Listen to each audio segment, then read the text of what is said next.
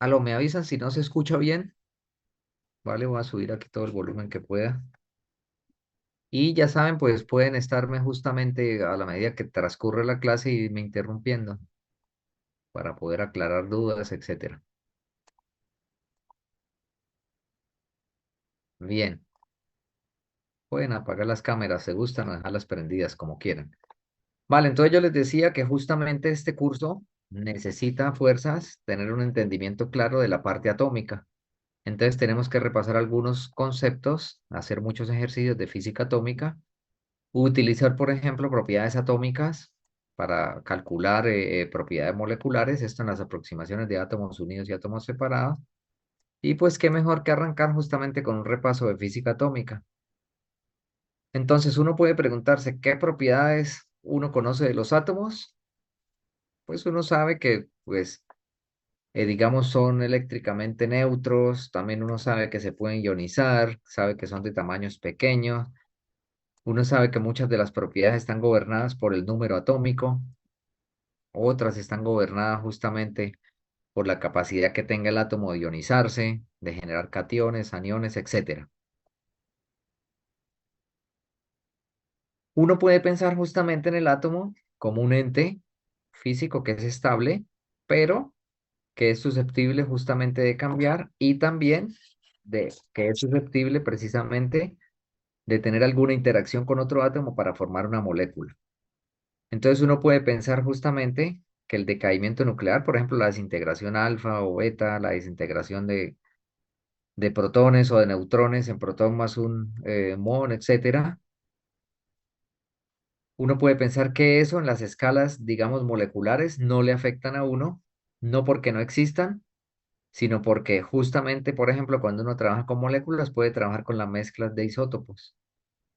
Uno puede pensar también que así como los átomos se pueden combinar o se pueden romper para generar otros elementos, esta propiedad también uno puede verla justamente cuando tiene arreglos de átomos haciendo algún fragmento molecular o una molécula. Esta propiedad es supremamente importante. Uno justamente puede crear enlaces químicos, ¿vale? Justamente si la estabilidad de dos átomos separados hace que estos, al unirse, alcancen un mínimo de energía, entonces uno puede hablar justamente de un enlace químico, cuyo, digamos, estudio se da de las propiedades electromagnéticas de la materia, por ejemplo, repulsión o atracción colúmbica, pero también desde entes emergentes dadas por la cuántica, por ejemplo, como la propiedad de spin, que tienen estas partículas como los electrones o los protones, ¿vale? Así como el electrón tiene un spin, también los núcleos, por ejemplo, el protón tiene un spin, y lo mismo los neutrones. Bien, muy importante justamente las propiedades eléctricas, porque precisamente un enlace químico puede ser un enlace químico polar o no polar, un enlace químico de naturaleza metálica o un enlace químico de naturaleza covalente o de naturaleza iónica. Y esto le confiere también propiedades específicas a las moléculas que uno está estudiando. Y esta es la base física en la que uno puede clasificar los materiales que lo vimos la clase pasada. Bien. Entonces habíamos dicho que las moléculas están compuestas justamente de nucleones y electrones. Los nucleones son aquellos núcleos que están hechos por protones y neutrones en este esquema de las órbitas, que ya saben ustedes que esto es un tipo de caricatura, pero que digamos es un desarrollo evolutivo en el conocimiento a partir de las primeras ideas de los griegos de que toda la materia estaba constituida por algunas materias elementales, materias fundamentales como tierra, aire, agua, fuego, madera en los chinos, etcétera, etcétera, o con partículas indivisibles donde precisamente de ahí se heredó la palabra átomo. En la ciencia moderna uno sabe que tiene un protón y la densidad electrónica, la nube electrónica, justamente está ligada a ese núcleo que está hecho de protones y neutrones y que las cargas positivas del protón son los que permiten justamente esa interacción con la carga negativa del electrón en el núcleo. Y justamente tenemos la idea de que no solamente la fuerza electromagnética es la que compone estos átomos, sino justamente tenemos precisamente fuerzas cuánticas como por ejemplo las correlaciones entre las partículas, entre estos fermiones, entre estos electrones, ¿vale? Entonces, ¿cómo debemos pensar justamente las moléculas como aquellos compuestos, como aquellos entes, aquellos materiales que están hechos justamente de núcleos y electrones? Noten que estoy resaltando mucho esto porque esto lo vamos a estar utilizando muchísimo a lo largo del curso, ¿vale? Y créanme que muchas de las teorías para estudiar moléculas nacieron precisamente de buscar cómo trabajar a partir de los átomos en una construcción creciente para formar precisamente unas propiedades moleculares que parten justamente de unas propiedades atómicas. Entonces, los átomos son la unidad química de construcción de las moléculas en el sentido de que aportan los núcleos y los electrones. Bien, estos átomos tienen una estructura interna muy importante es justamente la estructura electrónica, pero también tienen justamente una distribución espacial y eso va a depender del tipo de orbitales atómico donde justamente tenga una probabilidad de encontrar los electrones. Algunos serán de simetría esférica, otros de simetría coseno cuadrado, otros de simetría x cuadrado menos y cuadrado, etcétera. Bien, entonces la idea es que justamente todo el desarrollo histórico que llevó a la concepción del átomo y los experimentos modernos en el que es posible, por ejemplo, ionizar un átomo para obtener un catión o un anión, nos hacen pensar que precisamente nosotros estamos en un mundo macroscópico, pero que tenemos que ir pensando en este mundo de la física molecular en un mundo microscópico. Y muchas veces la intuición nos va a fallar, pero otras veces nos va a ayudar, como por ejemplo en las ideas de distribución espacial de los orbitales atómicos que me dan una geometría molecular específica. Bien, entonces, ¿qué vamos a estar viendo en el repaso? ¿Vale? Vamos a estar viendo qué experimentos se usaron para descubrir la estructura interna del átomo y esto por extensión puede usarse también para descubrir la estructura interna de las moléculas, ¿vale? Por eso les decía que primero hay que hacer el repaso del átomo. Luego, ¿qué experimentos permitieron plantear esas nuevas ideas y que terminaron, digamos, haciendo la primera aparición de la física precuántica o la teoría cuántica vieja que se llama en los textos del libro, para pasar a la teoría cuántica moderna, que es la que nosotros conocemos y la que ustedes han visto justamente en sus cursos de mecánica cuántica uno y los que están en la 2 también. Ok, el átomo entonces, el concepto de átomo ha tenido una evolución y para entenderlo justamente desde la mecánica cuántica uno tiene que abordar el átomo más simple que es el átomo de hidrógeno. Una vez hecho esto, uno puede entonces hacer también eh, la extensión a átomos de más electrones, con la salvedad, nuevamente les digo, de que justamente la correlación electrónica en los átomos es la que imposibilita obtener un resultado a partir de las aproximaciones cuánticas muy exacto parecido a alguno de los experimentos con el que uno puede investigar propiedades de los átomos, ¿vale? Entonces, todos estos elementos son los que estamos revisando en estas clases y los que vamos a ir pormenorizando a medida que avancemos a lo largo del curso, al menos en estas semanas.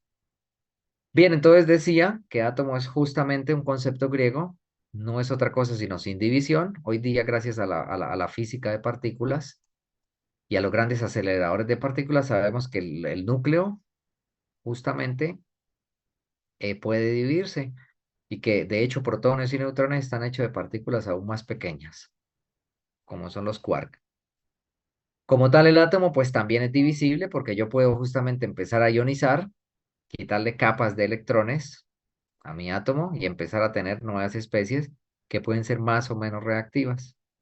Esta concepción justamente, a pesar de lo, digamos, sencilla que parece ser, aún la utilizamos pensando justamente a veces en átomos como en pequeñas partículas.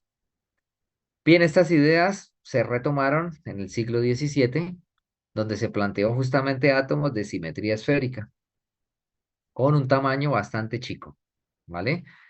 Y esta esfera justamente se fue desentrañando a lo largo de los siglos, por ejemplo, en el siglo XX, ¿vale? El descubrimiento, por ejemplo, del electrón, los experimentos de la relación carga-masa del electrón, el desvío de algunas partículas cargadas en instrumentos que aceleraban estas partículas y luego con campos magnéticos podían desviar su trayectoria, dio justamente una comprensión más clara de que el átomo como tal era una partícula que tenía una estructura interna. Por lo tanto, debió plantearse nuevos modelos para poder entender cómo es esta estructura interna de los átomos. Entonces, lo primero que salta a la vista es que el átomo justamente tiene una carga positiva y una negativa, lo que le da una carga neta cero.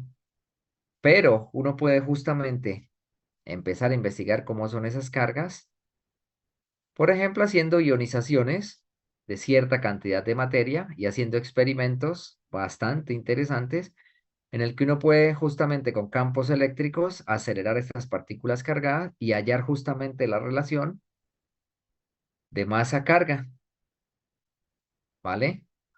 Entonces esto es bastante interesante porque dio unas estimaciones bastante precisas de la masa, de la relación masa-carga entre el electrón, ¿vale? Para posteriormente, si se pudiese cuantificar muy bien la masa de las gotas, uno podía sacar precisamente esta relación de masa-carga en coulombs por gramo y poder justamente extraer los dos números que me dan precisamente el resultado de esta razón que está aquí, ¿vale? Y como ustedes pueden ver, son magnitudes bastante pequeñas, pero como ya hemos visto, por ejemplo, en ejercicio en clase, la relación entre los campos eléctricos del electrón y el núcleo da una fuerza eléctrica bastante elevada. Bien, entonces uno puede justamente hacer el estudio de cómo evolucionó, por ejemplo, el átomo. Y uno puede pensar primero, en lo más sencillo, una simetría esférica. Y uno puede pensar justamente en hacer pequeños cortes en esa esfera y calcular justamente esas cargas en función, por ejemplo, de la ley de Gauss, para poder hallar precisamente cuáles son esas magnitudes fundamentales que uno tiene en la estructura interna del átomo. Entonces, los primeros modelos que se postulaban era que justamente esta partícula puede comportarse como una partícula en un potencial que justamente va oscilando a medida que va cambiando precisamente ciertas relaciones en ese oscilador armónico, en este caso, por ejemplo, las distancias que hace justamente la carga eléctrica negativa con el núcleo considerado nuevamente puntual, ¿no? Una carga puntual sin dimensiones. Bien, uno puede entonces empezar a ver, como les decía, el desarrollo histórico y uno puede ver que justamente los primeros modelos postulaban de que sí, tenemos principio de electroneutralidad, pero tenemos partículas elementales que acarrean la carga negativa, porque si no, no hubiese forma, por ejemplo, de arrancar en el experimento de la gota de aceite, esto de Millikan, arrancar, por ejemplo, cargas para obtener justamente esta relación de un átomo ionizado que pudiese uno medir para obtener justamente ese número de la masa carga.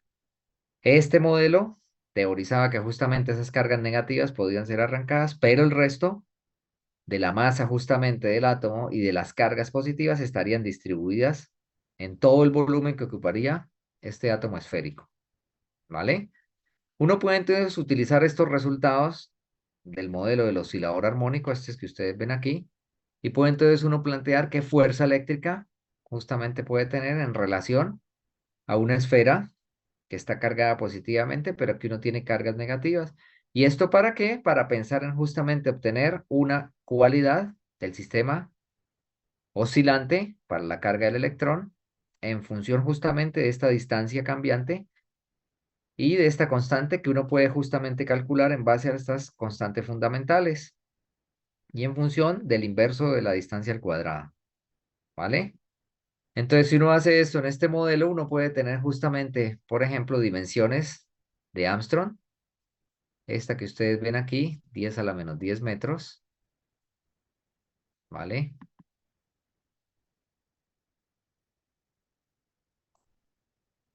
Un Armstrong es 10 a la menos 10 metros, y con esto uno puede pensar en calcular precisamente cuál es este valor de K, despejando justamente de la ecuación y poniendo los valores correctos, uno puede hallar que esa constante asociada a un modelo de oscilador armónico para el electrón que oscila justamente en un campo de fuerza central que está justamente por ese potencial que se construye entre el electrón y el núcleo, nos da una fuerza, una constante de fuerza de 2.3 por 10 a la 2 newtons por metro, ¿vale?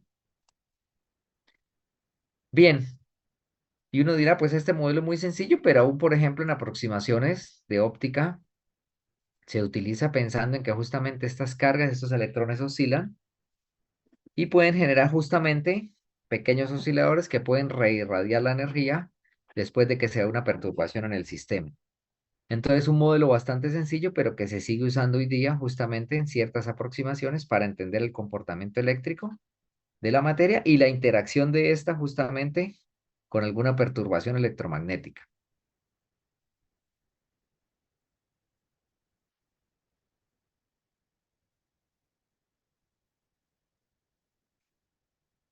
Bien, entonces si uno está pensando precisamente en el movimiento armónico, como les decía, estas aproximaciones no se desechan del todo, uno puede de esta aproximación clásica calcular cuáles son las frecuencias para este movimiento armónico, pensando en que precisamente el electrón está en este modelo del oscilador y este modelo del oscilador me permite calcular una frecuencia, como ustedes ven, hallando justamente esa constante para ese modelo oscilante con la masa justamente del electrón, uno puede hallar frecuencia más o menos de 10 a la 15 Hz. Recuerden que Hz es segundos a la -1. Y uno ve que precisamente, si hace ahorita vemos el desarrollo numérico, el cálculo justamente de estas frecuencias, uno ve que precisamente corresponden a una energía, si me permite, por ejemplo, investigar el acoplamiento cuántico entre dos estados, esta energía cae en el visible y yo por lo tanto puedo pensar que precisamente este modelo clásico me permite dar cuenta de la interacción de la radiación con la materia para una transición electrónica, donde justamente la constante de Planck por esta frecuencia me da una energía de Van Gogh, de separación entre dos estados, que corresponde a algún valor, alguna longitud de onda, tal vez en el ultravioleta o cerca del azul, ¿vale? Eso depende de justamente cómo varía este coeficiente de aquí, o este valor, porque la magnitud se mantiene más o menos en 10 a la 15. ¿Vale? Entonces, por ejemplo, para 2.5 por 10 a la 15, uno puede hacer la conversión para hallar cuál es la longitud de onda asociada precisamente a esa frecuencia de vibración del electrón, y uno encuentra que eso es justamente aproximando la velocidad de la luz a 3 por 10 a la 8 metros por segundo y utilizando el valor de la frecuencia de 2.5 por 10 a la 15 Hz, uno halla que justamente da 1.2 por 10 a la -7 metros, y esta magnitud son 120 nanómetros, que precisamente está en el ultravioleta. Entonces, dependiendo de esta magnitud, justamente para esa frecuencia de vibración del electrón ligado al núcleo, uno puede encontrar que estos valores se corresponden justamente a transiciones entre el ultravioleta y en el visible y tal vez en el infrarrojo cercano. ¿Vale? Entonces, con esta aproximación clásica, uno empieza a darse cuenta que justamente los diferentes estados cuánticos, que más adelante justamente se pueden calcular con mayor rigor desde el método variacional o perturbacional, corresponden justamente a estados electrónicos que pueden ser conseguidos cuando se irradia justamente una muestra, puede ser un átomo o una molécula, con radiación del ultravioleta o el visible, ¿vale? Bien, dejando estos pequeños cálculos de un lado, pasamos justamente a seguir con la idea de investigar la estructura interna de los átomos, y uno encuentra que precisamente, ¿vale? Uno puede tener justamente, digamos, el estudio de diferentes partículas utilizando fenómenos físicos naturales como el decaimiento radiactivo de algunos elementos de la tabla periódica que se descomponen justamente en partículas alfa, beta o en rayos gamma, ¿vale? Entonces, justamente estos experimentos lo que permitían ver es que al aplicar justamente un campo eléctrico, esas diferentes partículas se desviaban. Y ustedes saben que justamente cuando una partícula cargada se desvía, por ejemplo, hacia una placa que está cargada positivamente, implica justamente que su carga debe ser opuesta a la carga que tiene la placa, en este caso, de este tipo de arreglo eléctrico, ¿vale? Por lo tanto, uno puede decir que los rayos beta tienen carga negativa y los rayos alfa tienen carga positiva y los rayos gamma no tienen carga, ¿vale? Después esto se interpretó justamente como partículas alfa o partículas beta, en el que justamente se hablaba de que estas partículas no eran otra cosa sino partículas ionizadas, porque el decaimiento de aquí justamente te puede generar un exceso de los nucleones, ¿vale? Bien, y noten que esto justamente les decía que son experimentos previos al nacimiento de la física precuántica y posterior, pues claro, a la física cuántica como tal, ¿vale? Bien, como la idea era precisamente desentrañar justamente si el modelo atómico propuesto, por ejemplo, por Thomson era el correcto, se hicieron más experimentos en el que justamente estas partículas positivas se hacían incidir sobre una placa de un metal y se teorizaba justamente que si todos los átomos tenían justamente lleno casi todo el espacio porque la carga positiva estaba distribuida en todo el volumen, entonces uno esperaría que justamente la mayoría de las partículas cargadas positivamente, porque el núcleo justamente está distribuido en toda la masa, en todo la volumen, perdón, en todo el volumen del átomo, tendrían que experimentar entonces una fuerza de repulsión por el núcleo positivo y nuevamente pues por esas partículas alfa positivas. Pero lo que se observó, contrario a lo que se teorizaba justo en ese modelo de Thomson, es que la mayoría de los rayos pasaban, unos sin desviarse mucho, otros desviándose cierto ángulo. Y entonces esto justamente permitió teorizar que lo que se veía precisamente en el modelo de Thomson no era correcto y que por lo tanto debería estar concentrado la carga positiva del átomo en un volumen bastante pequeño para que coincidiera justamente con la idea y con la observación experimental de que las partículas cargadas positivamente que irradiaban la placa metálica no se desviaban o se desviaban en ciertos ángulos y muy pocas rebotaban justamente a la parte del detector que estaba detrás justamente de la lámina. Entonces, con este experimento se tuvo que modificar ese modelo. Este era el modelo errado donde justamente toda la carga positiva estaba concentrada en un gran volumen y el momento era justamente donde precisamente la carga positiva estaba localizada en un volumen bastante pequeño. Y esto pues fue un hallazgo muy importante para el avance precisamente del descubrimiento de la estructura interna de estos núcleos, ¿vale? Y esto justamente, por ejemplo, en las moléculas ayuda mucho porque las cargas positivas son puntuales y además, si uno compara las velocidades de movimiento entre, por ejemplo, dos núcleos adyacentes formando un enlace molecular, es mucho más lento este movimiento que el movimiento justamente de los electrones en esa nube de densidad electrónica, ¿vale? Entonces, sin querer, justamente esto estaba sentando las bases para una mejor explicación del enlace químico, del enlace molecular. Bien, el neutrón, como no tenía carga justamente, fue un poco más complicado su descubrimiento, pero también, justamente, gracias a los experimentos, con el átomo más sencillo, ¿vale? Y con algunos de sus isótopos, se pudo justamente constatar que existían partículas que no eran precisamente como los protones, no eran partículas positivas. Por ejemplo, cuando se aplica un campo magnético a diferentes elementos que tienen diferentes masas, uno puede ver justamente que el cambio en la trayectoria, dependiendo de la configuración del, digamos, el generador de campo magnético, era diferente cuando tengo más o menos masa, ¿vale? Aquí el experimento en resumen está en estos renglones, después de donde subrayé aquí en azul, ¿vale? Al bombardear también una lámina delgada de berilio con partículas alfa, se observó justamente una medición muy alta en energía, similar a los rayos gamma. Esos rayos realmente eran justamente los neutrones, ¿vale?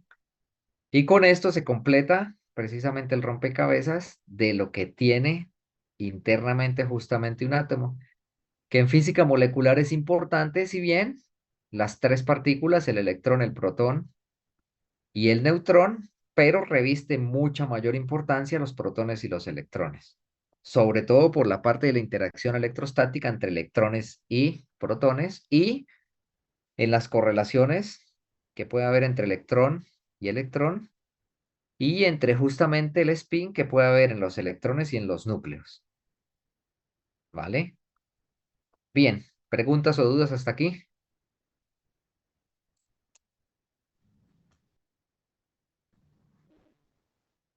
No, todavía no. Vale, bien, No, pueden, ninguna. vale, perfecto. Recuerden que pueden escribir ahí en el chat también, ¿vale? Bien, entonces justamente Habíamos dicho que tenemos la carga fundamental, dependiendo si la partícula es negativa o positiva, con una magnitud de 10 a la menos 19 coulombs. Tenemos justamente las tres partículas fundamentales con sus relaciones de masa, ¿ok?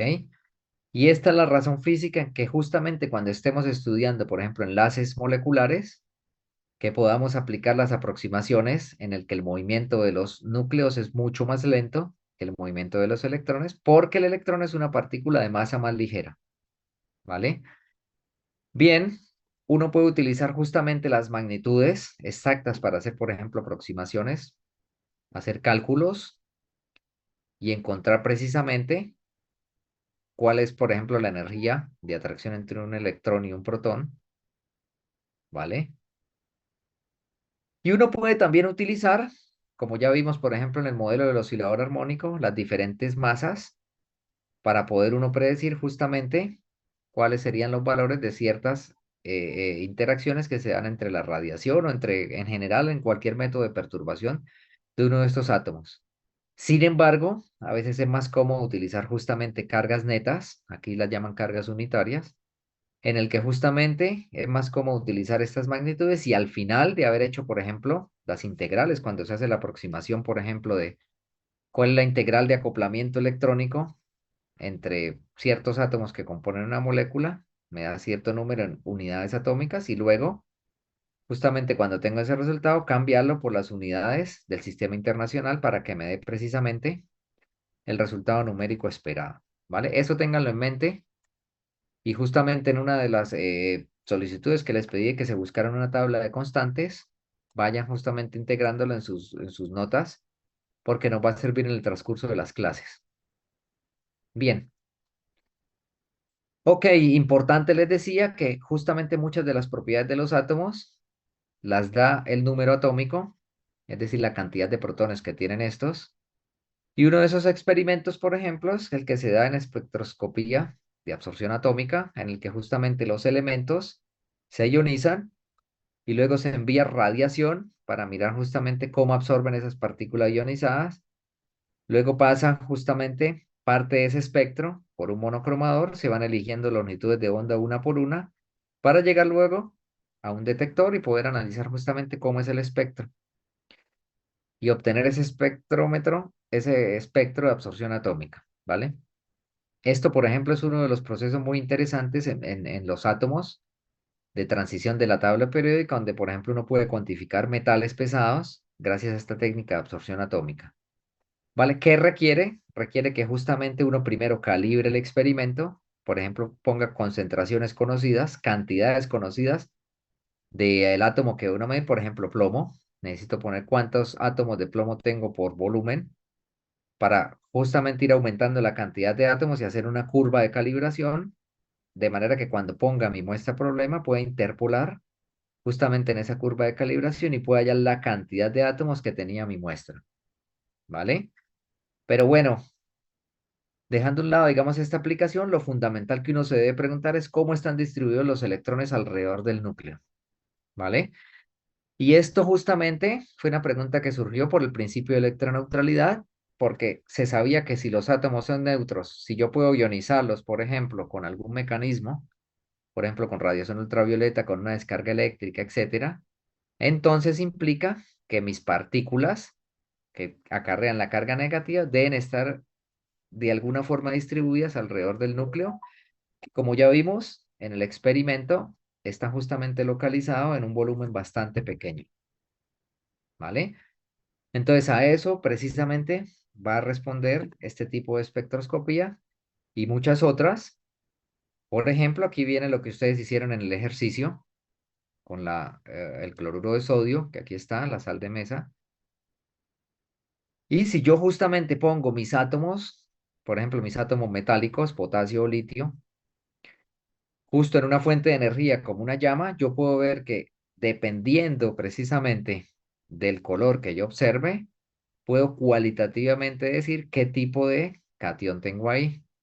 Entonces ustedes me dirán, cuando hicieron el experimento con la sal, el NaCl, qué color de llama veían justamente, sabiendo que, por ejemplo, la flama del gas propano que está en las estufas es azul, como se ve aquí, como se ve aquí. Entonces, por favor, coméntenme.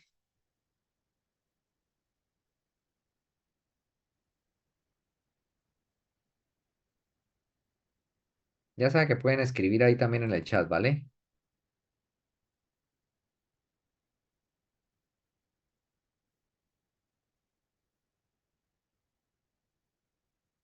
Bien, ¿qué color vieron cuando pusieron el NaCl en la estufa? En la llama azul.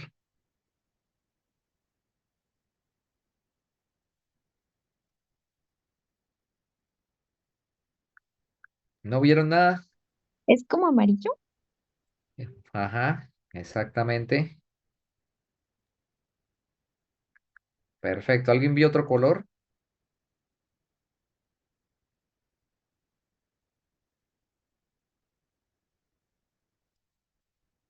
Bueno, hablen o callen para siempre. Entonces, sí, bueno, tomando lo que dice Mariana, justamente la flama se ve azul, se ve amarilla justo en el trasfondo azul, perdón. Y esto se debe precisamente a que si yo analizo justo las líneas espectrales, uno encuentra que están justamente muy cerca de, digamos, el ancho espectral que corresponde al color amarillo, ¿vale? Sin embargo, ese experimento, como es cualitativo, no me permite ver que hay dos tipos de color amarillo y esto se correlaciona muy bien con dos estados cuánticos que están precisamente inmiscuidos en ese sistema molecular del Na cargado positivamente, ¿vale? Ustedes me preguntan, pero el Na es un metal, ¿sí? Pero en este caso está haciendo un ion, porque es un Na con una carga positiva, es decir, se le arrancó un electrón. ¿Qué pasa si yo tengo, por ejemplo, el Na solito ahí? ¿Qué creen que pase justamente? O sea, solo el átomo de Na.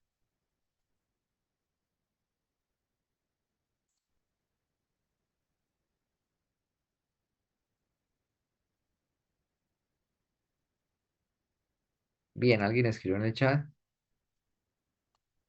Ah, sí, claro que sí, debe ser diferente la longitud de onda que se emite, pero físicamente yo les dije que justamente las moléculas,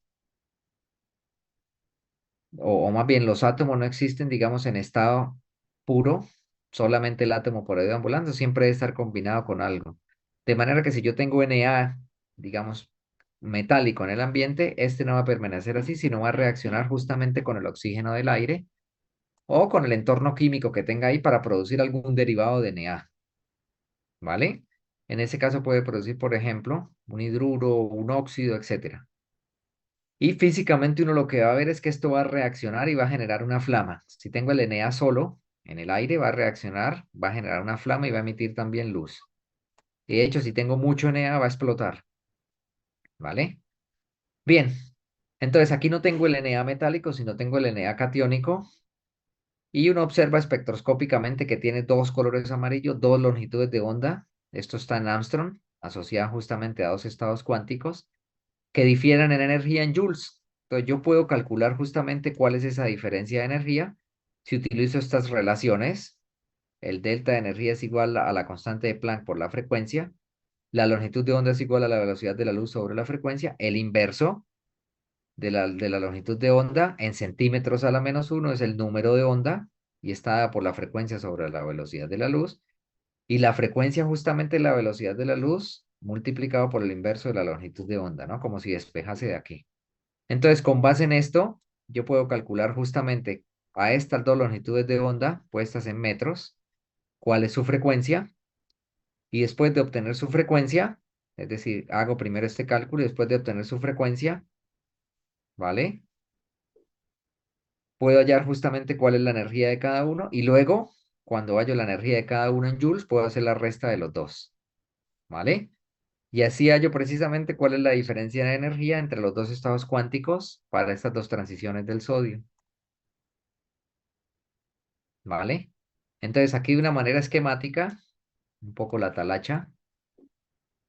Entonces tenemos los dos estados cuánticos. Este es el estado fundamental, este es el primer estado excitado, este es el segundo estado excitado de ese átomo de sodio ionizado. Y yo puedo hallar justamente la energía de separación entre estos dos estados, que es una energía cuántica de Q, la puse acá, y puedo ver que justamente es de 10 a la menos 22 joules, ¿vale? Yo puedo pasar esto a cualquier sistema de unidades, por ejemplo, a centímetros a la menos 1, Hartree, a electron volt, a kilojoules por mol, etcétera, dependiendo de lo que necesite trabajar y de la espectroscopía que justamente se esté trabajando, ¿vale? ¿Por qué no puedo hacer directamente la diferencia entre las longitudes de onda? Es decir, entre esto que tenga aquí estos dos números, porque la escala de longitud de onda no es lineal. Tengo que pasar a una escala lineal que esté en unidades de energía, como joules o electron volt. Eso es lo que se ejemplifica aquí en el corchete rojo. Aquí pasé a unidades de energía, cada una de las longitudes de onda, y ahora sí puedo hacer la resta de las dos. Factor común, y aquí tengo la resta de mis energías asociadas a cada longitud de onda, ¿vale? Bien, recuerden que la relación para calcular Joule siempre es esto, pero necesitamos una tabla de conversión de unidades, ¿vale? Ahora, yo tampoco puedo ver justamente, por ejemplo, en cualquier detector una sola partícula, en este caso el catión sodio, sino necesito muchísimas partículas, y aquí es donde viene justamente la unidad del sistema internacional del mol, donde yo sé que un mol es justamente 6.022 por 10 a las 23 partículas. Y esta está relacionada justamente con los gramos que yo puedo pesar físicamente en mi mundo macroscópico en el que uno vive, ¿vale? Bien, esta es una tabla de constantes de conversión. Tómenle ahí un pantallazo. En todo caso, yo estas diapositivas se las subo ahorita en el aula virtual que ya estoy creando para que ahora sí podamos acceder por ahí. Porque esto es muy importante utilizar justamente la conversión, ¿vale? En unidades de frecuencia, en unidades de energía en electronvoltios, en energías de números de onda y en energías en joules, que es la que estamos acostumbrados a ver. Faltaría agregarle, por ejemplo, energía en Hartrees y energías en kilojoules por mol, porque eso lo vamos a utilizar justamente en el transcurso de las clases cuando entremos justamente a ver moléculas diatómicas, ¿vale? Nuevamente les digo, es porque eso, precisamente, gracias por ponerlo ahí en el chat. Bien, precisamente porque dependiendo de las espectroscopías, y esto también es desarrollo histórico, por ejemplo, las espectroscopías ultravioleta visible, a veces se dan en Hertz, a veces se dan en longitud de onda. Las espectroscopías, por ejemplo, que miden en el ultravioleta o en el ultravioleta vacío, no se miden ni en Hertz ni en nanómetros, sino en electronvoltios. Y las espectroscopías, por ejemplo, cuando se trabaja con elementos que transfieren carga, por ejemplo, celdas solares, también se dan en electronvoltios. En centímetros a la menos uno se dan las energías, por ejemplo, para transiciones vibracionales y rotacionales. Y en joules, por ejemplo, es muy conveniente cuando uno hace, por ejemplo, cálculos termodinámicos para moléculas, ¿vale? Esta de joules junto con kilojoules por mol y también la unidad que no es del sistema internacional, que son las calorías, que se relacionan con el joule, y las kilocalorías por mol, ¿vale? Entonces, eso hay que tenerlo presente porque justamente, dependiendo de la espectroscopía que se esté trabajando, se utilizan diferentes unidades. Por ejemplo, en la que vimos de absorción atómica, lo que se utilizan es partes por millón, ¿vale? O en espectrometría de masa se utiliza relación masa-carga. Entonces, así cada una de las espectroscopías utilizan unidades diferentes que pueden ser intercambiadas si yo me sé justamente estas constantes de conversión, ¿vale? Entonces, bien, con esto vamos a estar trabajando. Consíganse, por ejemplo, una que tenga también los Hartrees, que son las unidades por excelencia de los cálculos mecanocuánticos, cuando se hacen aproximaciones de la mecánica cuántica para el estudio de propiedades moleculares en sistemas que uno empieza a simular justamente. Ok, esto de los sufijos y prefijos, solamente un pequeño repaso, ¿vale? Tenemos, por ejemplo, las unidades de Armstrong para las distancias entre radios atómicos, entre enlaces químicos. Tenemos, por ejemplo, los milis, por ejemplo, milielectronvoltios para energías, por ejemplo, de electrones acoplados, por ejemplo, a huecos en semiconductores. Tenemos picos y femtos, por ejemplo, para tiempos de decaimiento o de movimiento de los núcleos o del electrón, ¿vale? Y así cada uno de los prefijos justamente se utiliza asociado justamente a la parcela y a la unidad fundamental que uno está estudiando, ¿vale? Entonces, por ejemplo, uno la velocidad de la luz siempre la ve en metros por segundo, pero en escalas microscópicas uno puede preguntarse cuántos milímetros por nanosegundo es la magnitud de la velocidad de la luz, cuántos nanómetros por femtosegundo o cuántos Armstrong por femtosegundo, ¿vale? Entonces, por eso es útil también tener bien claro lo que son estos prefijos y en cada una de las unidades fundamentales y cuáles son sus símbolos, ¿vale? Bien. Ok, les decía entonces que justamente muchas de las transiciones electrónicas caen en la región visible y en el comienzo del ultravioleta, pero eso no excluye que tenga otro tipo de transiciones en los átomos y en las moléculas que estén en la región de rayos X, de infrarrojo, o por ejemplo transiciones de spin nuclear que estén en microondas y en ondas de radio, ¿vale? Lo mismo transiciones rotacionales o transiciones vibracionales en esta región, ¿vale?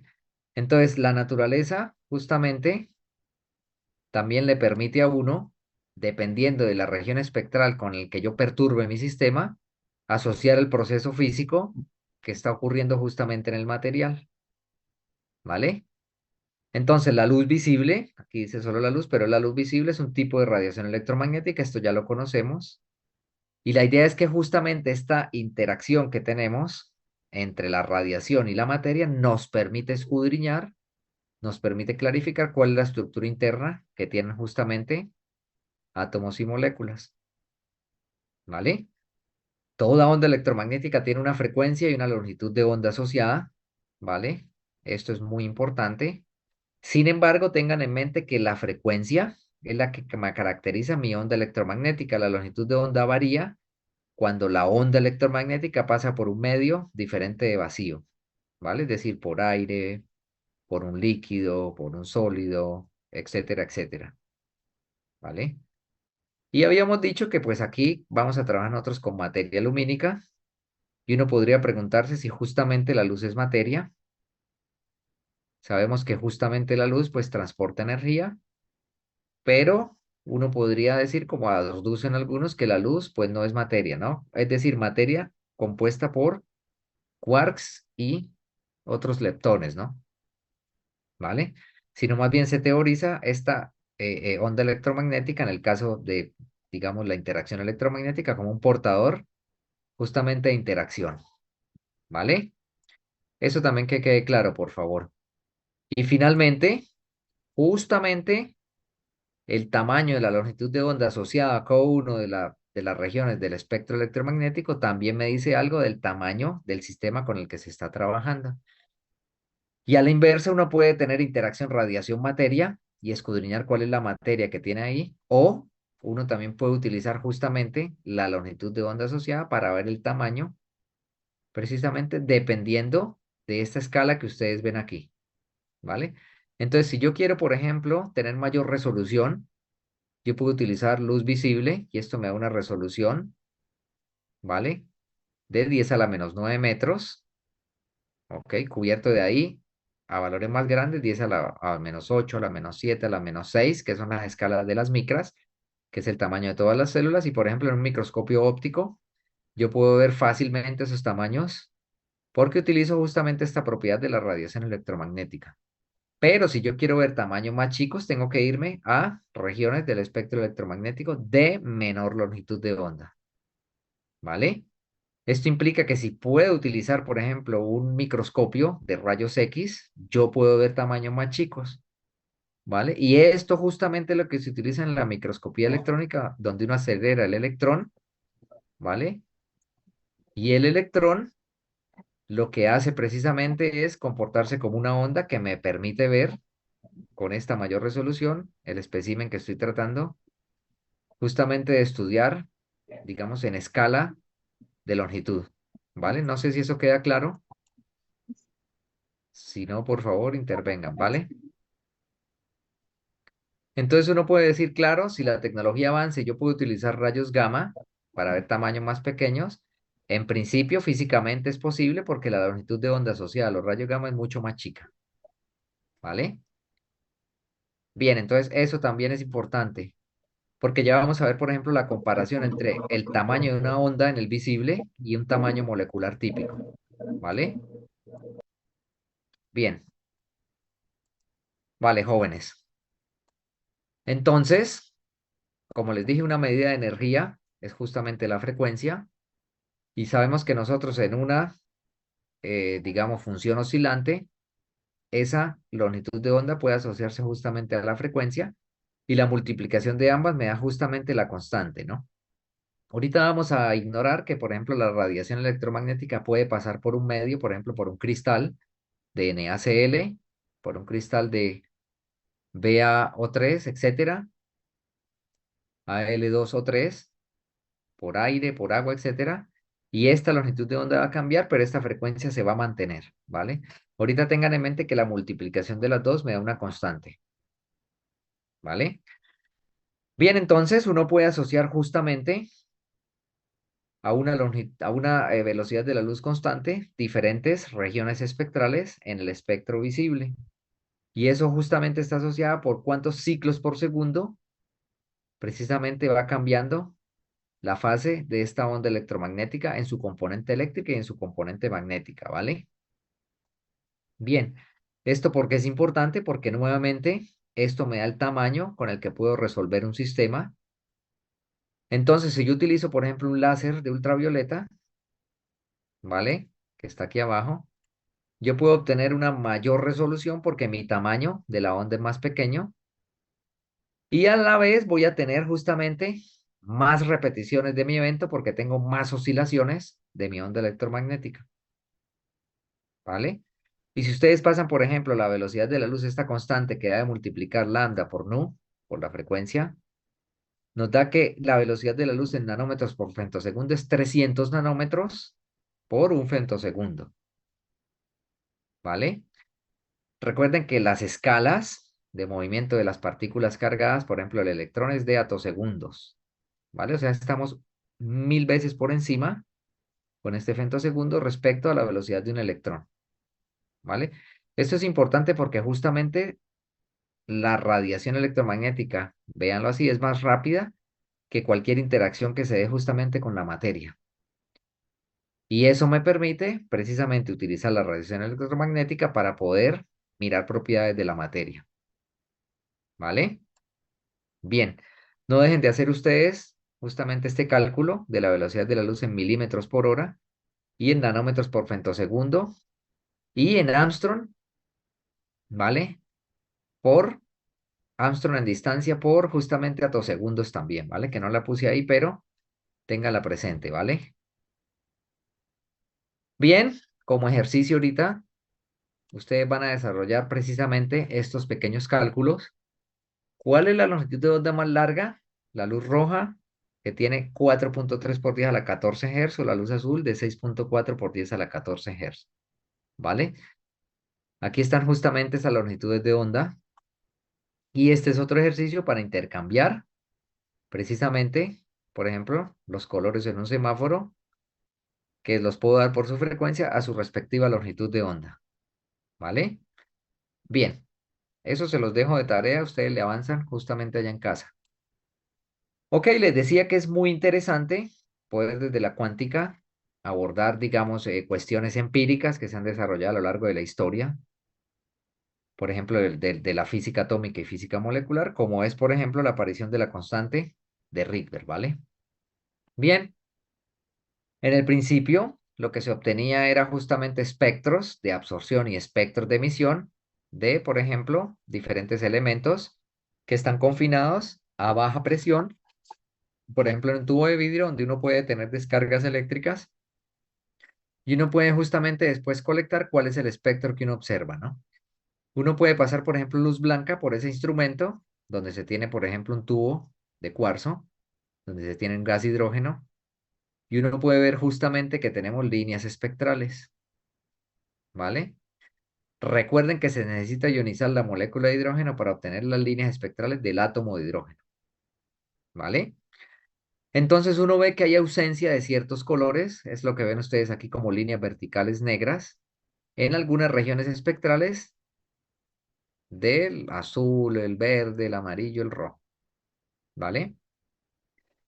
Y uno también puede ver justamente después de que excita uno ese átomo de hidrógeno a un estado cuántico, este estado cuántico tiende a regresar al estado fundamental y uno puede ver las líneas de emisión que exactamente se corresponden con las líneas de absorción, ¿vale? Esto es bastante interesante porque permite ver justamente que la interacción entre la radiación y la materia me da una localización bien definida para los diferentes estados de este átomo de hidrógeno, ¿vale?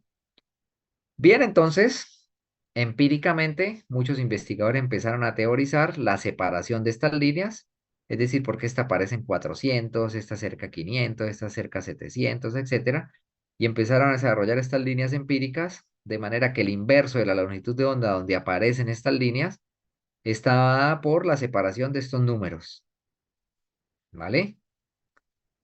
Y estos números correspondían justamente a las energías de los estados cuánticos involucrados, donde aparecían precisamente las diferentes transiciones, ¿vale? Esta constante, como les decía, aparece, esto después con la cuántica, porque recuerden que donde aparece la constante de Planck, esto ya es de la física precuántica o de la física cuántica, ¿vale? Esta constante luego justamente se determinó a partir de constantes fundamentales, ¿vale? La masa del electrón, la carga, la cuarta potencia, la constante de Planck, ¿vale? Ellos simplemente empíricamente ajustaron un valor para la constante de manera que esta fórmula correspondiera a la aparición de las diferentes longitudes de onda para el espectro de diferentes elementos, ¿vale? Y pues la correspondencia era bastante interesante, ¿no? Por ejemplo, en esta serie de Balmer, ¿vale? O en esta serie de Lyman o de Paschen, de Braque, de Font, etcétera, ¿vale? Dependiendo justamente de la región espectral donde aparecieran esas líneas, ¿vale? Recuerden que todo esto es empírico, ¿no? Y noten las fechas donde aparece esto, justamente va en paralelo con las ideas de la mecánica cuántica. De manera que estas Ns que aparecen aquí, ¿ok? Con la aparición justamente de la explicación de Planck, de que justamente las transiciones y el suministrar energía a un sistema está cuantizado, vinieron a significar precisamente el número cuántico principal, ¿vale? Y este número cuántico principal, si ustedes lo ven, por ejemplo, a nivel atómico, representa justamente el tamaño de la órbita en el que justamente yo puedo ubicar un electrón asociado o ligado al núcleo de mi elemento con el que se esté trabajando, ¿vale? Entonces, por ejemplo, chequen este ejercicio. Tengo estas líneas medidas en Armstrong, ¿vale? Tengo la relación de Balmer, puedo calcular la lambda, despejando el inverso justamente de la relación de Balmer de la ecuación que vimos antes, y puedo empezar justamente a obtener números y puedo comparar con el espectro, ¿vale? Entonces, yo tengo precisamente este valor medido y yo quiero calcular con esta relación, sabiendo que beta, este B que está aquí, perdón, tiene esta magnitud y que cada uno de estos n yo lo tengo que reemplazar por 3, 4, 5 y 6 para obtener justamente estos valores numéricos, ¿vale? Entonces esto lo puedo comparar con líneas de emisión experimentales y puedo calcular un porcentaje de error para esta relación empírica de Balmer, ¿vale? Haciendo que justamente estas líneas espectrales, ¿vale? Corresponden en cierta error experimental a la que puedo calcular por las series de Balmer. Y si uno hace cálculo, si hace esta relación, estos porcentajes, uno ve que la coincidencia es muy buena entre esos valores, ¿vale? Bien, ahí en el chat, absorción, emisión y excitación. Justo. Vale, absorción, uno lo puede asociar justamente a la excitación, a la perturbación de un sistema, ¿vale? Solo que absorción se restringe precisamente cuando uso radiación electromagnética, porque yo puedo excitar, por ejemplo, un sistema con una descarga eléctrica. Transfiero energía, por ejemplo, por una descarga eléctrica o transfiero energía, por ejemplo, por una colisión atómica, ¿vale? Por método justamente de excitación indirecta. Y la emisión se refiere a que cuando yo justamente llego a un estado cuántico metaestable, vamos, por ejemplo, a poner aquí alguno de los espectros, tal vez el del sodio, este que vimos antes, yo puedo tener emisión desde este estado de 2 y veo una línea espectral diferente a la emisión entre este estado, ¿vale? Y la emisión es espontánea porque justamente en el universo siempre hay campos electromagnéticos que están oscilando, que están cambiando, y una pequeña perturbación me va a generar justamente esta emisión espontánea, ¿vale? Ya veremos más adelante cómo Albert Einstein cuantificó justamente estos procesos de absorción y de emisión espontánea y de emisión estimulada, ¿vale? Bien,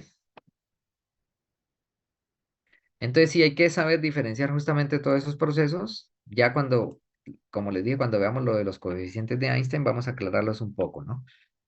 Lo que podemos llevar en mente es que simplemente cualquier perturbación de la materia me puede dar una absorción o una emisión, ¿vale? Recuerden que la materia no está quieta, siempre es dinámica y siempre está cambiando.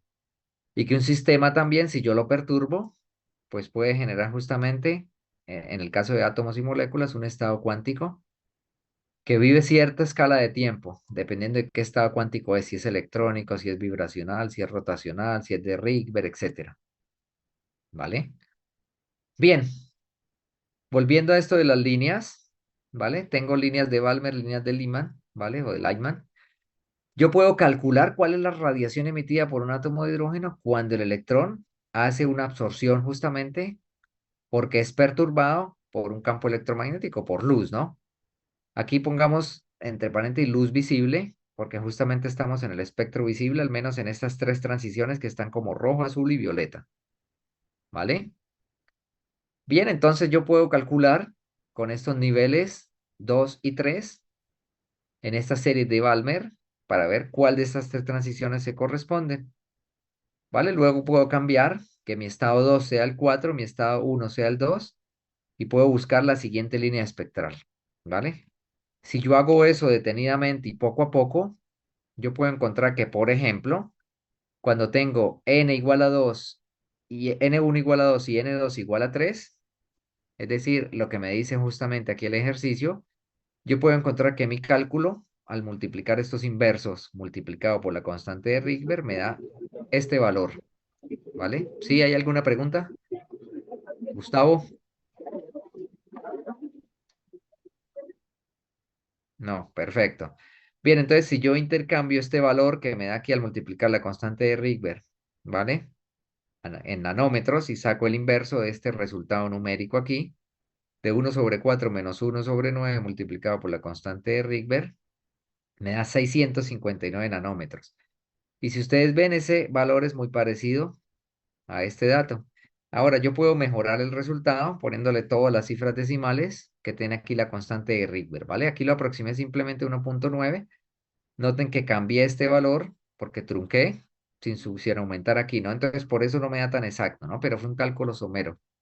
Entonces, lo mismo, ustedes en casa hagan un ejercicio con mayores cifras decimales de la constante de Rydberg y verán que el resultado numérico les da muy parecido a este 656. Bien, después intercambien justamente los valores de N2 y N1 para buscar justamente a qué valores corresponde estas dos transiciones, ¿vale? Bien, aquí hay unas relaciones empíricas precisamente de las diferentes líneas espectrales en las diferentes regiones, ultravioleta, visible, infrarroja, etcétera. Y aquí están los valores que uno debe poner cuando trabaja precisamente con las diferentes transiciones que se dan en el hidrógeno. Noten que esta relación sirve sí solo sí para el hidrógeno y que va a cambiar si yo justamente utilizo otro átomo, ¿vale? Bien, como resumen de estos hallazgos empíricos con base en la espectroscopía, uno puede ver que justamente hace la primera suposición de que solamente uno y solo sí un electrón, ¿vale? Es el que cambia, el que transita, de ahí el nombre de transición, entre los diferentes niveles de energía que están dados por estos números cuánticos principales, ¿vale? La línea espectral tiene su origen a partir de la transición entre dos energías permitidas. Es decir, yo puedo tener muchos niveles, pero no todas las transiciones son permitidas, ¿vale? Unas son prohibidas por ciertas reglas de selección. Por lo tanto, si existen esas líneas espectrales, entonces yo puedo especular que existen diferentes energías para el electrón en ese átomo de hidrógeno. Y la proporcionalidad justamente está dada por la constante de Rydberg sobre n cuadrado. ¿Vale? Bien. Ok. Entonces, con esos hallazgos empíricos, uno puede ver que justamente los datos espectroscópicos permiten empezar a desentrañar cómo es esa energía interna ¿vale?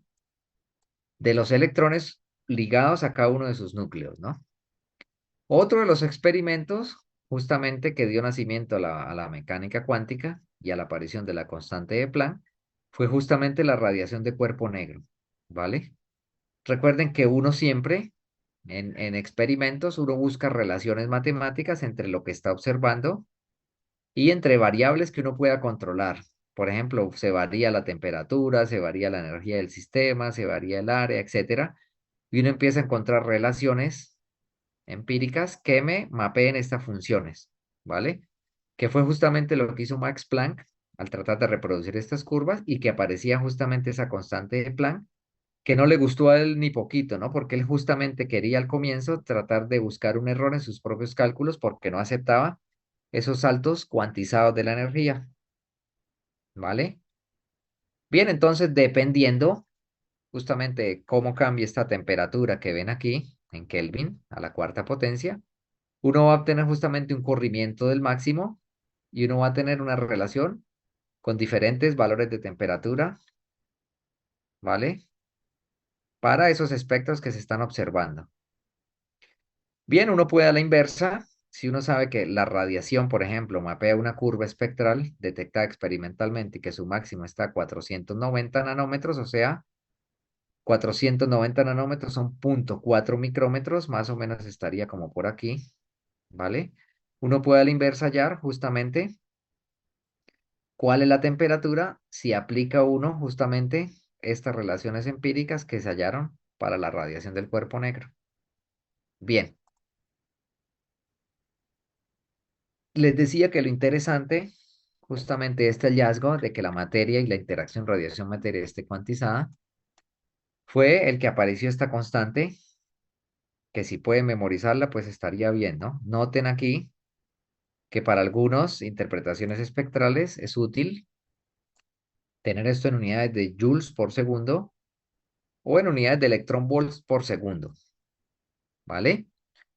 Bien, les decía que también para poder reproducir estas cargas, estas curvas espectrales fue necesario la introducción justamente de esta constante que está aquí. Y con eso justamente se pudo resolver lo que la física clásica no podía encontrar, porque tanto acercándose por izquierda como acercándose por derecha a la curva, siempre encontraban que se iba asintóticamente hacia una energía infinita cuando trataban de justamente explicar estos resultados. ¿Vale? Bien, la constante de Planck, en la lectura que ustedes hicieron, vieron la importancia que tiene, ahorita define la masa, pero la constante de Planck justamente permitió explicar muchos otros fenómenos. Si la energía de un sistema estaba cuantizada y si era posible, por ejemplo, tener una fuente de radiación que controlase justamente esa energía en función de la frecuencia de la radiación y de la constante de Planck, entonces uno podría hacer que algún material experimentara algún cambio en su constitución, por ejemplo, que se ionizara, ¿vale? Y eso fue lo que precisamente Albert Einstein postuló basándose en la hipótesis de Planck, ¿no? De que la materia está cuantizada. Entonces uno nota que si, por ejemplo, el electrón está ligado en un metal, ¿vale? Por ejemplo, aquí en el potasio, si se necesitan dos electronvolt para separar el electrón, si mi radiación electromagnética, que la puedo cuantificar en su energía, conociendo su frecuencia, multiplicando por la constante de Planck, me da 1,77 electronvolt, uno ve que no es suficiente una longitud de onda de 770 nanómetros para extraer electrones. Entonces, simplemente la radiación va a llegar y a lo mejor se va a reflejar una proporción, ¿vale? Ahora, noten que si yo reúno la longitud de onda adecuada con su frecuencia asociada y esta multiplicada por la constante de Planck me da la energía necesaria para arrancar un electrón, es decir, un valor mayor a 2 electronvolts. Noten que para 550 nanómetros tengo 2,25 electronvolt y para 400 nanómetros tengo 3,1 electronvolt. Entonces sí puedo generar cambio justamente en mi sistema. En este caso puedo eyectar un electrón, ¿vale? Y el electrón va a tener una velocidad de salida proporcional a la diferencia entre la energía mínima necesaria y la energía en exceso que me aporta el fotón. Por ejemplo, en el caso del fotón verde, es de 0,25 electrón volt y por lo tanto la energía que yo puedo, cinética que puedo asociar a mi electrón va a estar cuantificada por una velocidad de 2,96 por 10 a la 5 metros por segundo, ¿no? Recuerden que un medio de la masa por la velocidad al cuadrado me da esa energía cinética, ¿vale? Si la energía es mayor, voy a tener 1,1 electronvoltios de exceso, por lo tanto voy a tener una magnitud mayor en la velocidad, o sea, una mayor energía cinética. Noten que estos dos valores, este es casi 2 veces el del fotón verde, ¿vale? Bien, entonces noten que justamente esto también termina dándonos una idea más de la estructura interna de los materiales.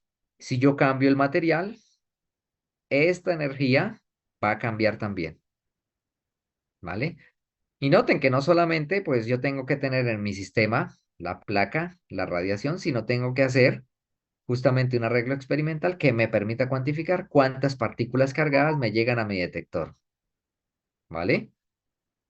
Entonces noten que aquí tengo mi radiación de mi metal, tengo una diferencia de potencial que está aquí por esta fuente de voltaje y tengo justamente partículas que van a llegar, partículas negativas, en este caso electrones, que van a llegar al borne positivo de mi diferencia de potencial que apliqué. Y aquí tengo un lector justamente del voltaje o de la resistencia o de cualquier propiedad eléctrica o electromagnética que yo pueda medir, ¿vale? Bien, entonces esto permitió a Albert Einstein postular el efecto fotoeléctrico, en el que decía que el material tenía una energía, una propiedad intrínseca, que era la frecuencia umbral. Si se es capaz de obtener esa frecuencia umbral o sobrepasar esa energía asociada a esa frecuencia umbral, entonces el electrón va a ser eyectado con una mayor energía cinética, ¿vale? Entonces, noten que aquí empieza uno de los, digamos, como interpretaciones de la radiación. Aquí se elaboró justamente una teoría corpuscular en la que justamente se teorizaba que el fotón era una partícula corpuscular, ¿vale? Que permitía justamente en una colisión efectiva sacar una partícula negativa, en este caso el electrón, ¿vale? Bien, entonces noten que aquí todavía están imbuidos de la física clásica, ¿no? Pensando todavía en corpúsculos, ¿no? ¿Vale? Lo importante del hallazgo, dejando de un lado, por ejemplo, la dualidad onda-partícula, es que justamente las predicciones que se podían hacer con base en este modelo de efecto fotoeléctrico se confirmaban justamente en los experimentos, ¿vale? Y entonces uno puede extrapolar esto, por ejemplo, a fotones de mayor energía, por ejemplo, los rayos X, con una longitud de onda de 0,6 nanómetros, y uno puede entonces calcular la energía de estos fotones y preguntar si esta energía es suficiente, por ejemplo, para ionizar algún material, ¿no? ¿Vale? Obviamente, a veces en los experimentos interesa alguna propiedad del sistema, por ejemplo, con qué velocidad salen los electrones, ¿vale? O uno puede determinar cuál es por ejemplo, en un experimento, cuál es la mínima energía, esta energía de ionización que necesito para cierto material, ¿vale? Este ejercicio, por favor, también háganlo, se los dejo ahí de tarea, ¿vale? Determinar si la energía cinética determinar cuál es la magnitud de la energía cinética con la que será expulsado un electrón si utilizamos esta longitud de onda. Recordar que esta es la constante de eyección justamente de las electrones en el cesio y esta es la magnitud de la constante de Planck, ¿vale? Bien, jóvenes. Siguiendo con el repaso, habíamos hablado que precisamente se había descubierto que el núcleo estaba localizado precisamente en el centro, pero no se había precisamente descubierto cómo estaban distribuidos los electrones alrededor de ese núcleo. Entonces, una de las primeras hipótesis fue justamente utilizar el modelo planetario, el modelo de órbitas, en el que justamente cada una de las órbitas estaba dada por una energía y esta cada vez aumentaba y por lo tanto tenía una órbita creciente. Si el cambio de la energía del electrón pasaba de una partícula de mayor órbita a una de menor, se emitía fotones. Si por el contrario iba de una órbita de menor energía a una de mayor, se absorbían justamente fotones, ¿vale? Y uno de los postulados de este modelo es que los electrones solamente se podían mover en órbitas específicas. Entonces, la idea de reglas de selección aquí es bastante intuitiva, sin embargo, no es tan sencillo la estructura interna del átomo, pero este modelo, en el devenir histórico de los descubrimientos científicos, ha sido y es muy útil todavía, ¿vale? Noten entonces que yo tengo un orden de niveles energéticos crecientes, ¿vale? Las órbitas KLM toman números enteros a partir de uno, no existe, digamos, la órbita cero aquí, ¿vale? Y están ligadas justamente al núcleo positivo, ¿vale? ¿Cuál era el problema que estas órbitas tenían? Que justamente cuando una partícula se mueve en una órbita, digamos, a cierta velocidad, acelerada o no acelerada, va a radiar, ¿vale? Y entonces, si una partícula con cierta energía en una órbita va a radiar, va a llegar a un punto en el que esa partícula colapse y la fuerza de atracción nuclear sea, digamos, la que termine ganando, la que termine imperando en el sistema y por lo tanto, en algún intervalo de tiempo, la partícula negativa va justamente a decaer hacia el núcleo, ¿vale? Entonces, este era uno de los defectos que tenía el modelo planetario, sin embargo, conceptualmente es acertado, ¿vale? Entonces, esto permitió empezar a elaborar los postulados en el que justamente en esta mecánica cuántica naciente se postulaba la estructura cuántica de los átomos. Entonces tenemos órbitas que en primer lugar se describieron circulares. Ahora déjeme decir que esto no está totalmente superado, no porque la mecánica cuántica no nos haya dado una mejor descripción de la estructura interna de los átomos, sino porque, por ejemplo, hay átomos que se llaman los átomos de Rydberg en el que esta descripción sí es muy útil, es decir, con órbitas circulares muy cerca de la ionización del átomo y por lo tanto su comportamiento sí se describe muy bien por este tipo de órbitas circulares, ¿vale? Bien. Esto lo digo porque a veces uno desecha el conocimiento pasado como si no sirviera para nada, ¿no? Y en realidad sí sirve, ¿vale? Solo que uno tiene que tener mucho cuidado en el nivel de aproximación con el que explica un sistema material, ¿vale? Porque los modelos clásicos son más limitados que los modelos cuánticos y los modelos cuánticos de cuántica, por ejemplo, no relativistas son mucho más limitados que, por ejemplo, electrodinámica cuántica relativista, ¿vale? Entonces, cada aproximación física tiene su nivel justamente de explicación de la materia, ¿vale? Eso ténganlo muy presente porque es muy útil cuando estudiemos moléculas, ¿vale? Y lo segundo es que no hay una única teoría para explicar todo lo que se ve en la naturaleza, ¿vale? Es lo que les decía, a veces hay que tener cierta compartimentación en los conocimientos para poder abordar un problema. Bien, dicho esto, seguimos con la explicación de los postulados de Bohr, ¿vale?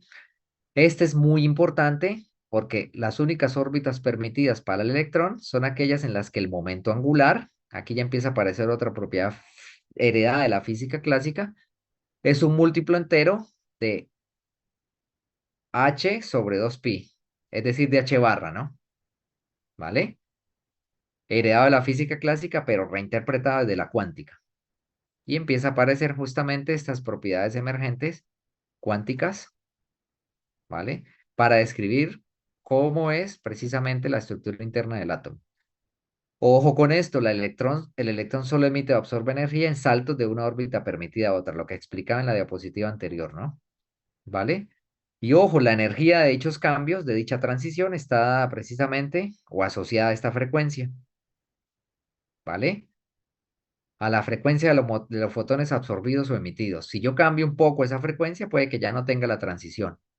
Esto es supremamente importante, por ejemplo, en el control muy preciso de niveles de átomos y en la emisión estimulada de átomos, que sirven, por ejemplo, para tener estados cuánticos con aplicaciones en física, eh, en, en física aplicada, por ejemplo, a computación cuántica, ¿vale? Bien, recuerden que esto simplemente lo puedo interpretar como una energía en números de onda, ¿no? Noten que todo esto cambia simplemente aquí, ¿vale? Porque me está apareciendo en lugar de H aquí, HC, ¿vale? Tengan eso presente, ¿no? Bien. Ok, ese modelo de Bohr no era satisfactorio por lo que les decía, ¿vale? Pero sentó las bases para que otro investigador ¿vale? Postulara justamente una modificación al modelo y entonces empezaron a aparecer órbitas que ya no eran circulares del todo, ¿vale? Sino elípticas, ¿vale? Y créanme que aquí el cálculo jugó un valor bastante importante y lo juega, ¿no? Porque, por ejemplo, en coordenadas elípticas uno puede estudiar también cómo son los enlaces moleculares de moléculas diatómicas, ¿vale? Bien, los electrones entonces están cuantizados, pero esas órbitas, digamos, tienen una simetría elíptica, ¿no? A partir del segundo nivel energético, además del nivel principal, existen subniveles en el mismo nivel. Esto es supremamente importante porque lo que está indicando es que no todos los electrones, aunque son partículas indistinguibles, ¿vale? Tienen, digamos, el mismo comportamiento porque eso va a depender en qué subniveles se encuentren, ¿vale? El electrón, además, como se está moviendo, pues es una partícula que se mueve en el tiempo. Y si una partícula se mueve en el tiempo, pues genera es una corriente, ¿no? Y ustedes dirán, bueno, pero esto es especulación, pero resulta que en los experimentos de resonancia magnética nuclear, por ejemplo, en ciertas moléculas como el benceno, que ya les presenté ahí, donde les dije que la deslocalización electrónica estaba en toda la molécula, uno puede ver el efecto de un campo magnético generado por esa corriente eléctrica minúscula del electrón en el benceno. Y ese campo eléctrico generado contrarresta al campo eléctrico del equipo con el que está haciendo uno mediciones de resonancia magnética nuclear. Entonces, esto es algo real, ¿vale? No es solamente fue una explicación de Sommerfeld, aunque él lo teorizó solamente, ¿no? Pero esto actualmente es real y uno lo puede medir con equipos de resonancia magnética nuclear, ¿vale? Bien, en la teoría de esta modificación del modelo de Bohr, noten que Arnold no solamente dijo, no, el modelo de Bohr está totalmente errado, empieza un modelo nuevo, no, sino que se basó en ese modelo para proponer una modificación del mismo, ¿no? Y entonces apareció el número cuántico azimutal, ¿no? Y este cuántico azimutal, digamos, en la parte de los orbitales atómicos, justamente me describe esos subniveles, ¿vale? Que tienen una forma espacial determinada y entendida como una probabilidad de encontrar el electrón en esa región espacial, ¿vale? Bien, les decía que la matemática fue bastante importante, se localizaba el núcleo en el foco y se ponían justamente esas órbitas elípticas, ¿vale? Para la partícula que justamente está ligada a ese núcleo. No sé si esto también justamente recibió también una luz en el modelo planetario, en el que justamente también las órbitas de los planetas no son circulares como tal, ¿no? Sino a medida que se aleja justamente el planeta del Sol y que el Sol precisamente también está en uno de los focos, esa órbita se hace más o menos elíptica, ¿no? Recuerdan la elipticidad justamente de una elipse, ¿no? Bien, entonces esto matemáticamente permite describir esos subniveles y esto, ¿vale? Digamos, para ese número cuántico orbital, ¿vale? O azimutal, permitió justamente poner, por ejemplo, en el nivel, en este ejemplo que ven aquí, en el nivel 4 de energía, poner cuatro subniveles, ¿vale? Ok,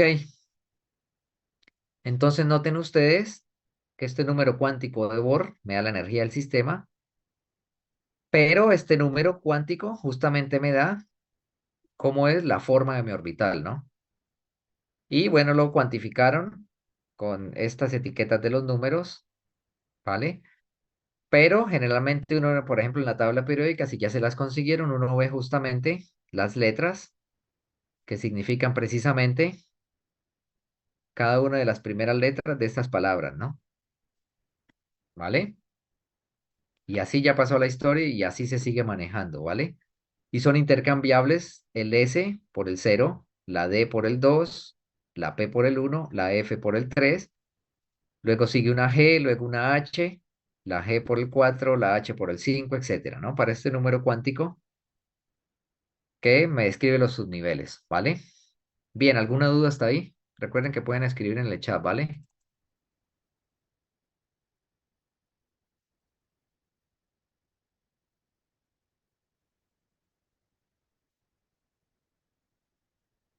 Bien, ok, entonces le seguimos. Ah, el chat. Ninguna, vale, muchas gracias, perfecto. Entonces le seguimos, ¿vale? Bien, entonces con esa teorización, ¿vale? Y con el posterior análisis, por ejemplo, del momento magnético que tenían las partículas, tanto el electrón como el núcleo, se pudo construir justamente una descripción cuántica del átomo. Y con base en eso, entonces, se podía tener, digamos, una descripción teórica de la energía asociada, por ejemplo, a un sistema atómico, ¿no? Sin embargo, vuelvo y recalco, ningún cálculo cuántico es capaz de describir exactamente la energía de un sistema polielectrónico, sea atómico o molecular, ¿vale? Solamente somos capaces de describir desde el formalismo matemático de la mecánica cuántica el átomo de hidrógeno. Eso ténganlo bien presente. Ok, sin embargo, esta descripción del átomo permitió justamente establecer unos principios fundamentales que luego se utilizaron para la descripción de moléculas, ¿vale? Lo primero justamente es que en el mundo microscópico uno no puede obtener justamente una descripción detallada de los sistemas. ¿Por qué? Porque a nivel microscópico cualquier medición que uno haga me perturba el sistema. Entonces solo puedo dar ciertos intervalos, por ejemplo, para la posición y el momento, que me describen, por ejemplo, la energía de mi sistema, este momento, ¿vale? Bajo ciertas intervalos que, por ejemplo, puede estar dado con esta magnitud mayor o igual a h barra sobre 2, ¿vale? Ok, esto es muy importante porque también, por ejemplo, en la parte dinámica de la mecánica cuántica, uno puede tener una cantidad de estados distribuidos en un delta de E y uno puede tener justamente una perturbación en un delta de tiempo y esto siempre va a ser mayor o igual a h barra sobre 2. Es decir, como especie, como civilización, como investigadores, no tenemos una perturbación infinitesimalmente pequeña que no nos perturbe la energía de nuestro sistema, ¿vale? Así como en la posición y en el momento, no podemos medir exactamente la posición sin perturbar justamente el momento o la energía del sistema, ¿vale? Bien, entonces justamente si el mundo microscópico está mediado por la constante de Planck, entonces lo primero que se puede postular es justamente esa asociación de mi partícula microscópica a una longitud de onda, lo cual es fundamental, por ejemplo, con la microscopía electrónica. Uno puede tener una longitud de onda muy pequeña, ¿sí? La velocidad de mis partículas y la masa de mis partículas justamente hacen que esta longitud de onda sea pequeña, porque recuerden que esto es una constante, ¿no? Y eso lo consigo si acelero electrones en un cañón de electrones, cambiando la diferencia de potencial, por ejemplo, 1000, 5000, 10.000 electronvoltios, ¿vale? Que me dan una velocidad mayor y con una masa tan pequeña del electrón, ¿vale? Entonces, eso es supremamente importante para el mundo microscópico. Y uno se preguntará, ¿aplica esto para el mundo macroscópico? Sí, pero es difícil de observar porque la masa de un mundo macroscópico es grande y las velocidades son muy lentas, ¿vale? En el mundo microscópico no tenemos ese problema porque, como les decía, la masa es pequeña, ¿vale? Y la velocidad la puedo cambiar, por ejemplo, en estos cañones de electrones de un microscopio electrónico, a bastantes magnitudes mayores, ¿vale? Con campos eléctricos grandes. Bien, la onda asociada, aplicando esta relación que ven aquí con un radio pequeño, ¿vale? En un número cuántico n, ¿vale? Con una masa del electrón de 10 a la menos 31 kilogramos, entonces me puede dar justamente ciertos niveles de energía para esa partícula asociada en ese número cuántico principal. Bien, todo esto que les he dicho permitió que justamente Erwin Schrödinger, utilizando nuevamente las ideas de la mecánica clásica, la mecánica ondulatoria, arribara justamente a la mecánica cuántica y a la famosa ecuación de onda independiente del tiempo que ven aquí, ¿vale? Sus trabajos también incluyen la dinámica, ¿no? Es decir, cómo cambia un sistema dependiente del tiempo, ¿no? Pero ahorita vamos a acoplarnos aquí justamente con el ejemplo de la caja en un pozo de potencial cuadrado, ¿vale?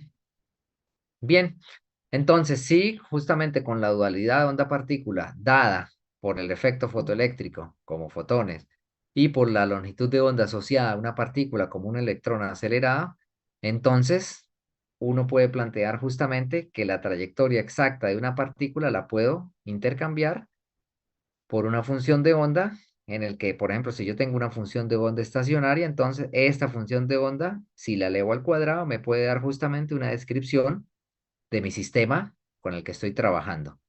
Y ustedes notarán aquí en la caja, ¿vale? Que justamente cuando cambio el número cuántico principal, voy cambiando la frecuencia. Aquí tengo una frecuencia más baja, aquí una frecuencia mayor y aquí una frecuencia mucho mayor. Y si cuando tengo una mayor frecuencia, ¿vale? Tengo mayor energía, entonces puedo estar pensando en que este estado de mi sistema tiene menor energía que estos dos estados que están arriba, ¿no? Y eso se corresponde exactamente con las energías cuantizadas para un sistema atómico o molecular, ¿vale? Bien, entonces la idea es que si yo tengo mi función de onda de mi estado enésimo, noten que esta n puede ser igual a 1, a 2, a 3.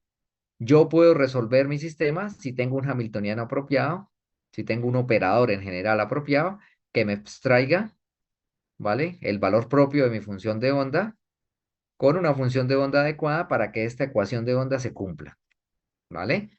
Entonces, en el ejemplo de la partícula en una caja, yo puedo tener la longitud de la caja, un potencial infinito para evitar, por ejemplo, que mi partícula y mi descripción de onda no sea estacionaria, sino la confino justamente a media longitudes de onda estacionarias y puedo plantear un número k, ¿vale? En un potencial ux en una sola dimensión, ¿vale? En el que esté esto en función del número cuántico n y de la longitud de mi caja, ¿vale? Puedo postular entonces una función de onda general normalizada en función justamente de la raíz cuadrada de 2 sobre L, una función oscilante que me describa estas oscilaciones, nuevamente en función del número cuántico n, con n igual a 1, 2, 3, pensando, por ejemplo, en esto que son las órbitas, ¿vale? Y puedo plantear una función de prueba como un factor que multiplica mi función oscilante seno por k por x, ¿vale? Bien, donde x es justamente la posición de mi partícula a medida que voy de 0 a L, de 0 a L, de 0 a L, ¿vale?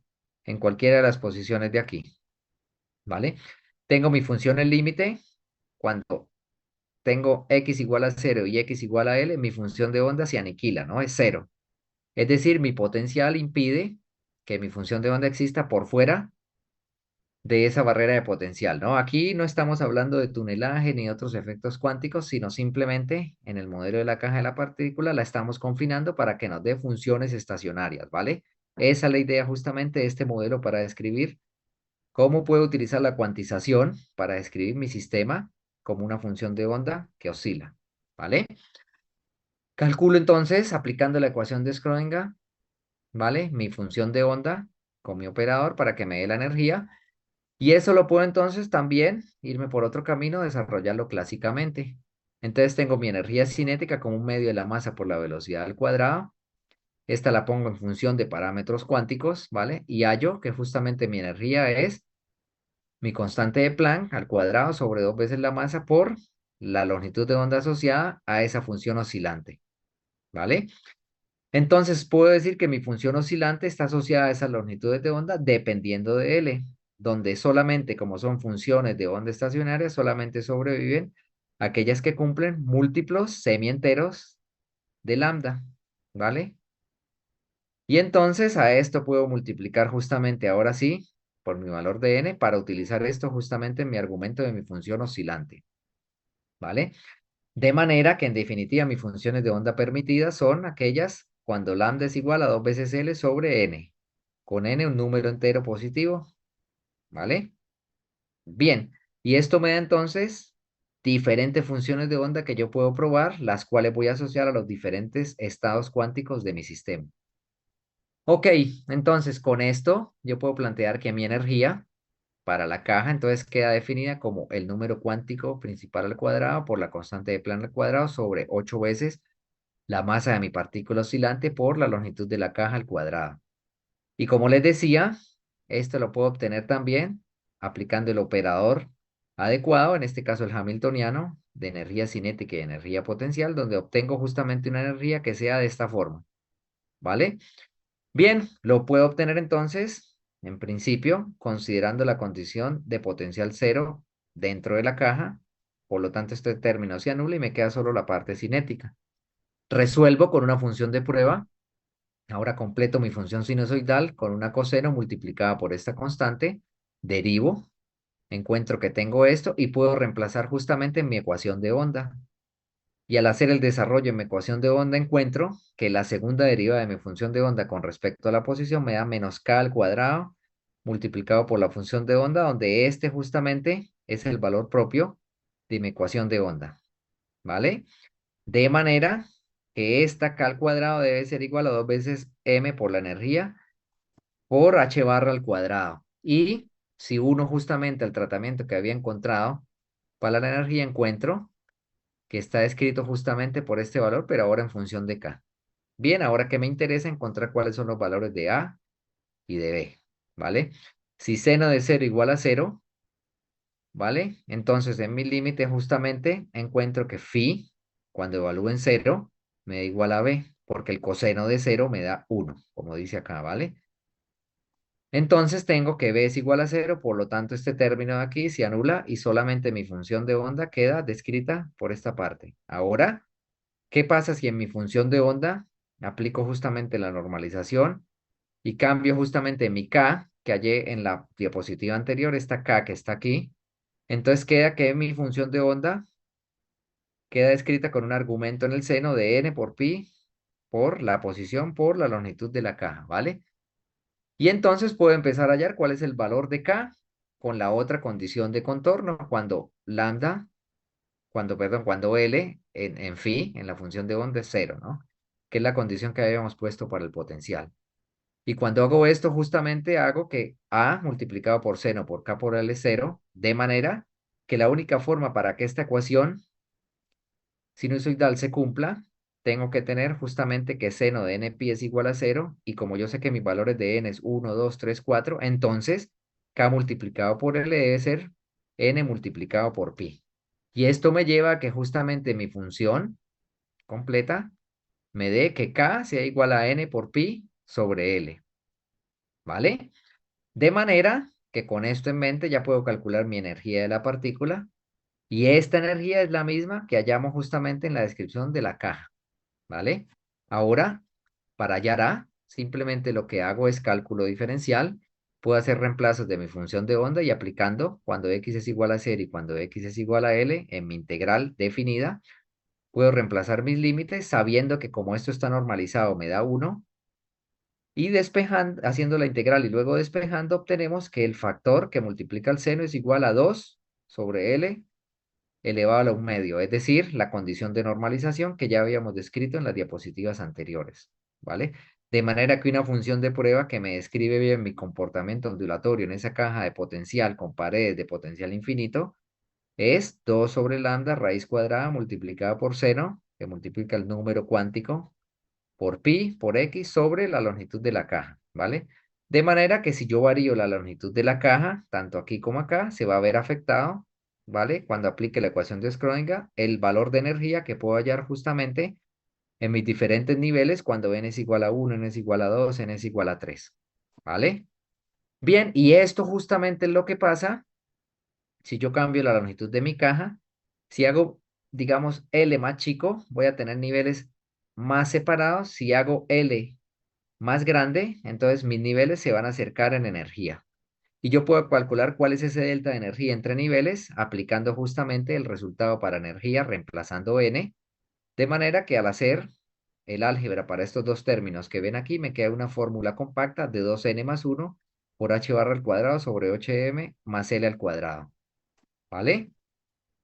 Bien, voy a finalizar justamente con este ejercicio que quiero que ustedes hagan. ¿Vale? Que ya me quitaré a 3, considerando justamente el átomo de hidrógeno, con una longitud de L de la caja de 150 picómetros que contiene un único electrón, ¿vale? Y recuerden que la longitud de la caja está dada en el sentido físico de que el electrón no se puede ir al infinito, Es decir, no se puede separar infinitamente del núcleo, ¿no?